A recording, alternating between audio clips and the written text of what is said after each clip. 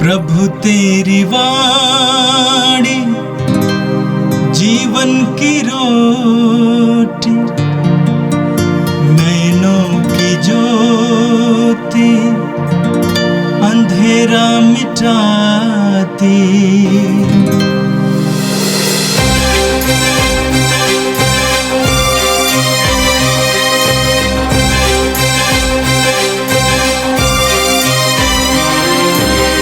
प्रभु तेरी वाणी जीवन की रोटी, नैनों की ज्योति अंधेरा मिटाती।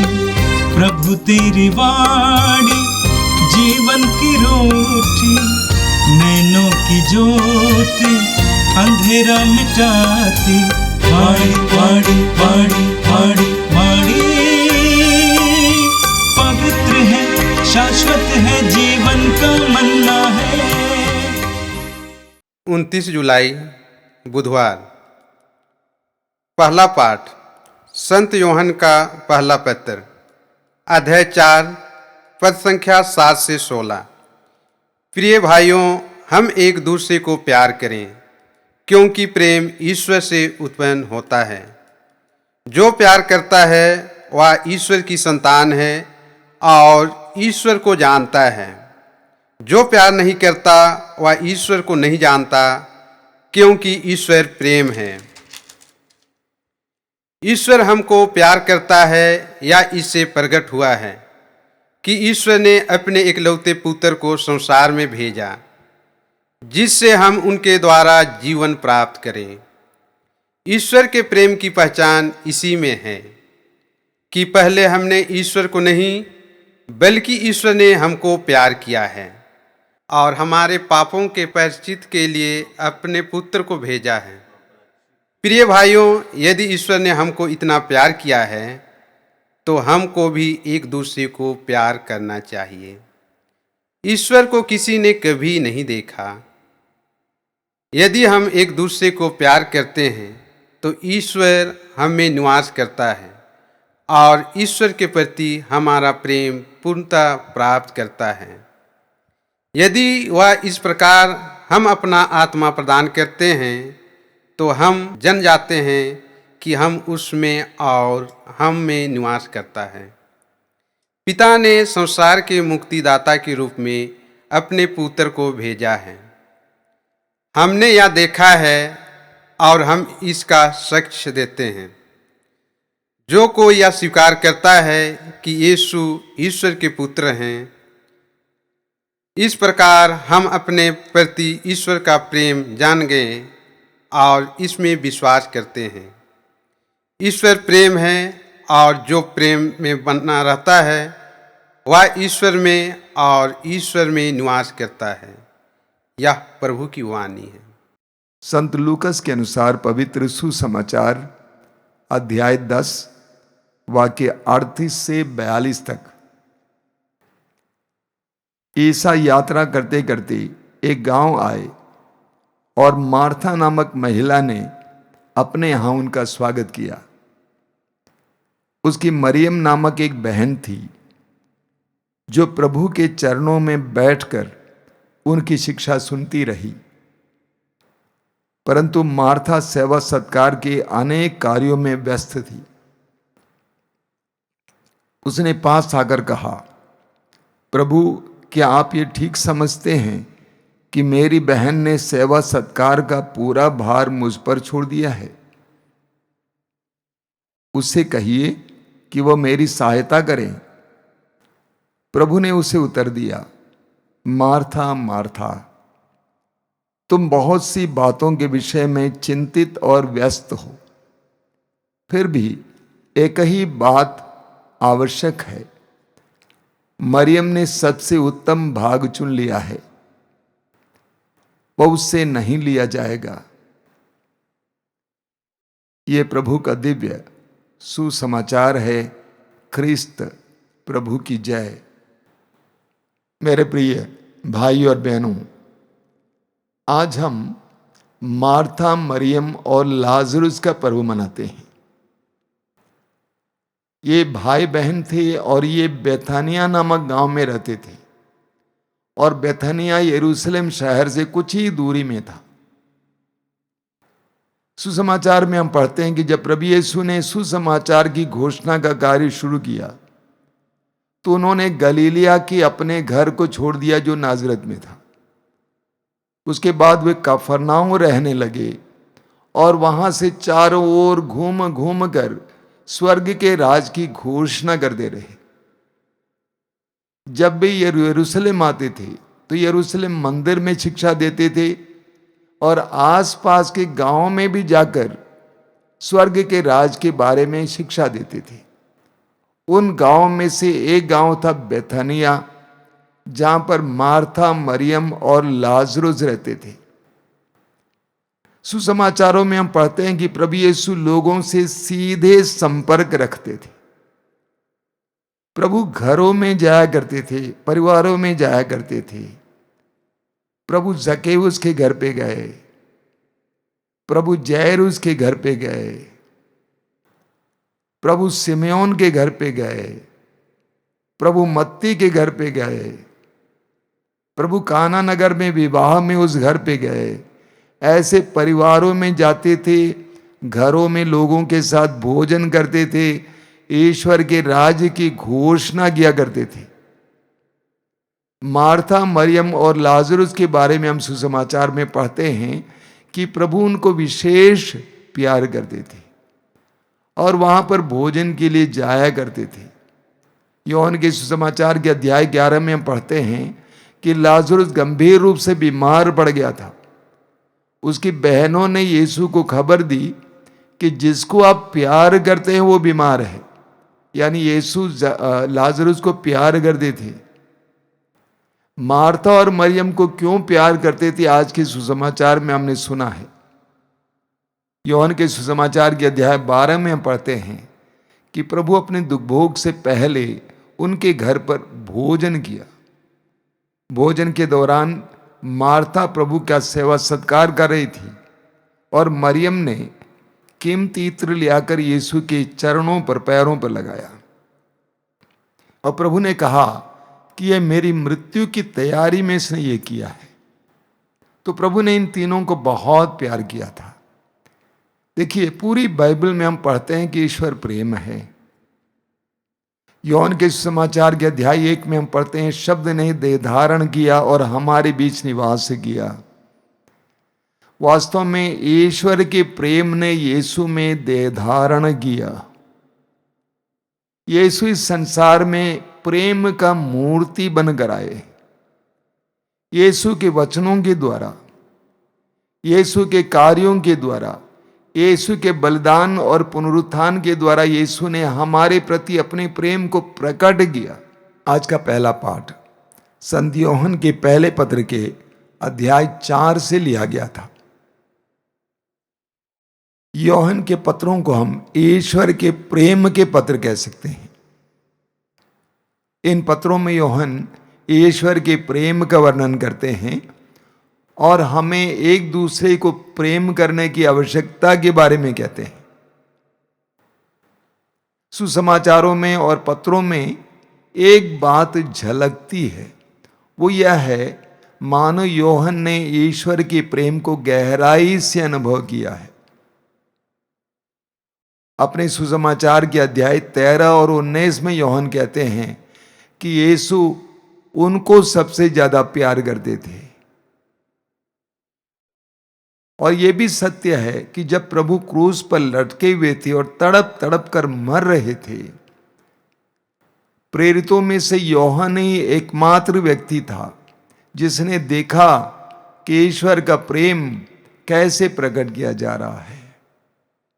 इसलिए योहन अपने पत्र में कहते हैं कि देखो, पिता ने हमें कितना प्रेम किया है। तो योहन ने ईश्वर के प्रेम को गहराई से चखा और अनुभव किया। आज के पाठ में योहन कहते हैं, प्रिय भाइयों, हम एक दूसरे को प्यार करें क्योंकि प्रेम ईश्वर से उत्पन्न होता है। जो प्यार करता है वो ईश्वर की संतान है और ईश्वर को जानता है। जो प्यार नहीं करता वो ईश्वर को नहीं जानता, क्योंकि ईश्वर प्रेम है। प्रभु यीशु के जीवन के द्वारा, उनके वचनों के द्वारा, उनके कार्यों के द्वारा मैंने आपसे कहा, ईश्वर का प्रेम हमारे सामने प्रकट किया गया। योहन कहते हैं कि ईश्वर प्रेम है और जो प्रेम करता है वो ईश्वर को जानता है, और जो प्रेम नहीं करता है वो ईश्वर को नहीं जानता है। ईश्वर को जानने के लिए दूसरों को प्यार करना अनिवार्य है। एक स्वार्थी व्यक्ति ईश्वर को नहीं जान सकता है। बाइबल में जानने का मतलब है अनुभव करना, यानी ईश्वर को अनुभव करने के लिए हमें एक दूसरे को प्रेम करना अनिवार्य है। जो प्यार नहीं करता वो ईश्वर को नहीं जानता। आगे योहन कहते हैं, ईश्वर के प्रेम की पहचान इसमें है कि पहले हमने ईश्वर को नहीं बल्कि ईश्वर ने हमको प्यार किया और हमारे पापों के प्रायश्चित के लिए अपने पुत्र को भेजा। स्वभाव से मनुष्य स्वार्थी है, स्वभाव से मनुष्य स्वार्थी है, लेकिन ईश्वर ने हमारे सामने हमारे पापों के प्रायश्चित के लिए यीशु को भेजकर हमें प्रेम की सबक दी है, शिक्षा दी है।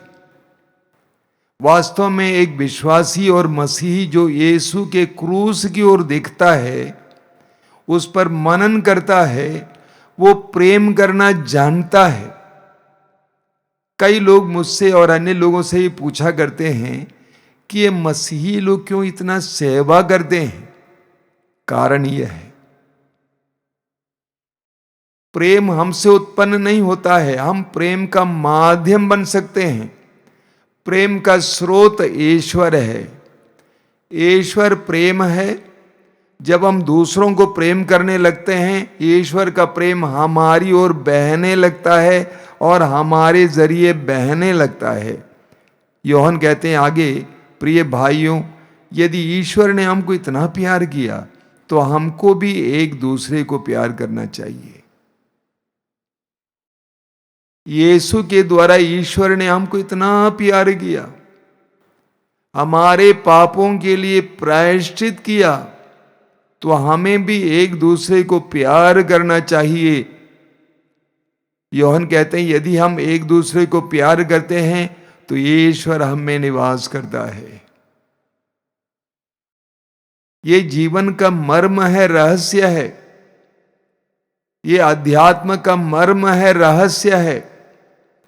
ईश्वर उस समय हम में निवास करता है जब हम प्रेम में रहते हैं, क्योंकि ईश्वर प्रेम है। आगे योहन कहते हैं, जो ये स्वीकार करता है कि ईसा ईश्वर के पुत्र हैं, ईश्वर उसमें निवास करता है, वो ईश्वर में। जब हम यीशु पर विश्वास करते हैं, उस विश्वास में दृढ़ बने रहते हैं, तब ईश्वर का निवास हम में होता है, पिता का निवास हम में होता है। ईश्वर प्रेम है और जो प्रेम में दृढ़ रहता है वह ईश्वर में निवास करता है और ईश्वर उसमें। योहन कहते हैं कि प्रेम एक ऐसा माध्यम है जिसके द्वारा हम ईश्वर के निवास का अनुभव कर सकते हैं। अगर हम प्रेम करने वाले हैं, दूसरों को क्षमा करने वाले हैं, सहन करने वाले हैं, तो हमें ईश्वर के निवास का अनुभव होगा। प्रभु हम में कार्य करने लगेंगे। और आज का सुसमाचार संत लूकस के सुसमाचार के अध्याय 10 से लिया गया था। पाठ में आपने सुना, ईसा यात्रा करते करते एक गांव आए और मार्था नामक महिला ने अपने यहाँ उनका स्वागत किया। उसकी मरियम नामक एक बहन थी जो प्रभु के चरणों में बैठकर उनकी शिक्षा सुनती रही। आज हम मार्था, मरियम और लाजरुस का पर्व मना रहे हैं। प्रभु यीशु बेथानिया से होकर गुजर रहे थे। मार्था ने यीशु को वहां से गुजरते देखा और तुरंत जाकर उनको अपने घर पे स्वागत किया। यीशु मार्था, मरियम और लाजरुस को प्यार करते थे और वे भी यीशु को प्यार करते थे। उस गांव में बहुत सारे घर परिवार रहे होंगे, लेकिन मार्था ने यीशु को देखा और उसने अपने घर पे बुला लिया। जब हम किसी को प्रेम करते हैं, उनका सानिध्य, उनका सामीप्य चाहते हैं। मार्था ने यीशु को प्रेम किया और इसलिए उनको अपने यहां बुला लिया, स्वागत किया। मार्था यीशु को प्रेम करती थी, वो प्रेम प्रकट करने के लिए यीशु के लिए पकवान बनाने के लिए अंदर चली गई। मरियम ने भी यीशु को प्यार किया। उसने क्या किया, वचन में आपने सुना कि वह यीशु के कदमों पर बैठकर यीशु की शिक्षा सुनती जा रही थी। प्रेम प्रकट करने के दो तरीके हैं, एक है सेवा करना, दूसरा है प्रभु के चरणों पर बैठकर प्रभु को सुनना। दोनों प्रेम प्रकट करने के तरीके हैं। एक वस्तुओं के द्वारा प्रेम प्रकट करना, अंग्रेजी में दो शब्द हैं लेकिन एक ही उच्चारण है, PRESENTS, प्रेजेंस का मतलब है तोहफा, उपहार। दूसरा शब्द है प्रेजेंस, PRESENC, एक ही उच्चारण है, प्रेजेंस, उसका मतलब है सानिध्य, उपस्थिति। मार्था तोहफा के द्वारा प्रभु की सेवा कर रही थी, प्रभु को प्रेम दिखा रही थी, लेकिन मरियम उपस्थिति के द्वारा प्रभु को प्रेम कर रही थी, प्रभु को सुनती हुई प्रभु को प्रेम दिखा रही थी। हमारे जीवन में भी ये दोनों महत्वपूर्ण है। सिर्फ प्रभु को कुछ चाहना ही काफी नहीं है, बल्कि प्रभु के सानिध्य में बैठना और उनको सुनना भी आवश्यक है। मार्था बाद में आती है और प्रभु से कहती है कि प्रभु मेरी बहन को भी मुझे साथ देने के लिए भेजिए। तो प्रभु ने मार्था को, मरियम को और हमें भी एक शिक्षा दी। प्रभु ने कहा, मार्था मार्था, तुम बहुत सी बातों के बारे में चिंतित और उसमें व्यस्त हो। सच्चाई है। आगे प्रभु कहते हैं, एक बात की जरूरत है और मरियम ने उत्तम भाग चुन लिया है। प्रभु ने कहा कि एक बात की जरूरत है, वो क्या है? प्रेम। प्रेम का सबसे उत्तम भाग क्या है जो मरियम ने चुना था? वो क्या है? यीशु के चरणों पर बैठना और सुनना। जब प्रेम बढ़ता है, उपहार कम हो जाता है, उपस्थिति बढ़ती है।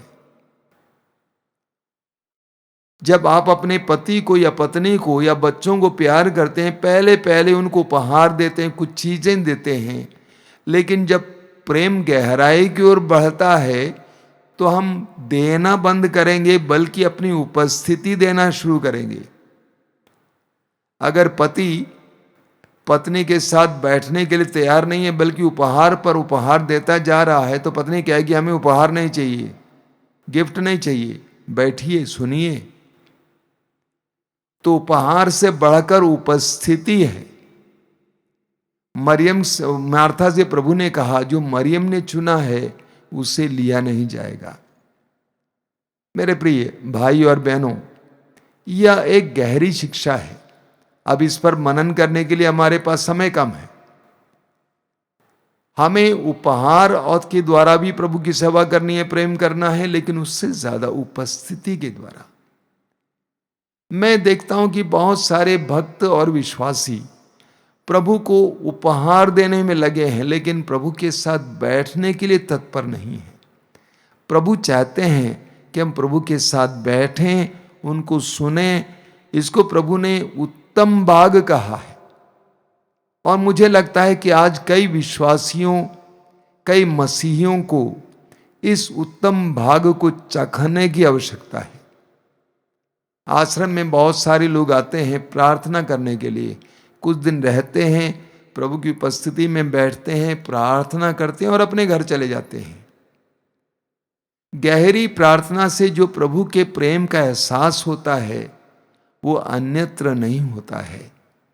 आज जब हम मार्था, मरियम और लाजरुस का पर्व मनाते हैं, प्रभु से प्रार्थना करें कि प्रभु हमें तुझे प्रेम करने का वरदान दीजिए, न केवल उपहारों के द्वारा, अपने कार्यों के द्वारा, बल्कि हमारी उपस्थिति के द्वारा भी, यानी तेरे सानिध्य में बैठने, तुझे सुनने के लिए कृपा दीजिए। आंखें बंद कीजिए।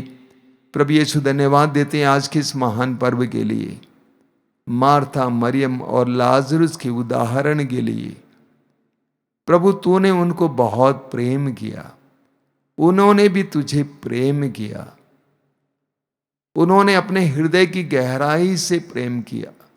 समय देकर, उपहार देकर हमें भी कृपा दीजिए तुझसे प्रेम करने के लिए, तेरे करीब बैठने के लिए, तेरी शिक्षाओं को सुनने के लिए, तेरे पवित्र वचनों पर मनन चिंतन करने के लिए। प्रभु यीशु इन वचनों को सुनने वाले मेरे भाई बहनों को आशीर्वाद देना। आज का पूरा दिन उनके लिए कृपा और आशीष का दिन बने। प्रभु आज तू उन्हें अपने दूतों को भेजकर संरक्षण प्रदान कर, हर तरह की विपत्ति से, हर तरह के खतरे से, दुर्घटना से उन्हें बचा के रखना। हमारी इस प्रार्थना को सुन। आमीन। प्रभु तेरी वाणी जीवन की रोटी, नैनों की ज्योति अंधेरा मिटाती। वाणी वाणी वाणी वाणी वाणी पवित्र है, शाश्वत है, जीवन का मन्ना।